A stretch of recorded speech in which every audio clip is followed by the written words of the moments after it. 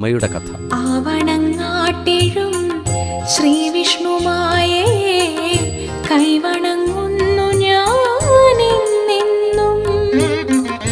ആവണമതു മാത്രമെന്നും വാഴ്വിനെ പൂവണിക്കുന്ന പുണ്യം, പൊന്നു പൂവണിക്കുന്ന പുണ്യം.